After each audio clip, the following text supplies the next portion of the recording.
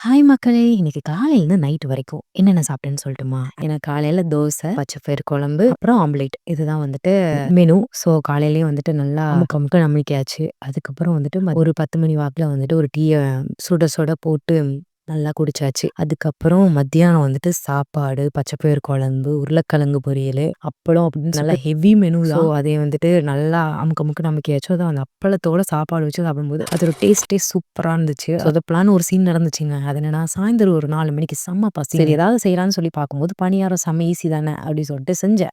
தண்ணி கொஞ்சம் அதிகமானனால எண்ணெயில போடும்போது நல்லா தான் வந்துச்சு. சாப்பிடும்போது ரப்பர் மாரி இருந்துச்சு. ஏனாலும் சரின்னு சொல்லிட்டு அத எடுக்கலான்னு பார்த்தேன். மனசு வரல. அதெல்லாம் போயிட்டு சூப்பரா இருக்குன்னு ஆக்ஷன் பண்ண முடியாதுன்னு சொல்லி வேணான்னு விட்டுட்டேன். அதுக்கப்புறம் நைட்டு வந்து இன்னைக்கு எப்படியாவது பிரியாணி தான் சமைக்கணும்னு சொல்லிட்டு, கடையில வாங்குறத விட நம்ம கையால நம்மளே சமைச்சு சாப்பிடலாம் அப்படின்னு சொல்லிட்டு ஒரு பெரிய ஒரு முடிவு எடுத்து சமைச்சு சாப்பிட்டோம். ஓகேன்னு தான் நான் சொல்லுவேன். சமைச்சு நம்மளே சாப்பிட்டா எப்படி இருக்கும்? அதுதாங்க.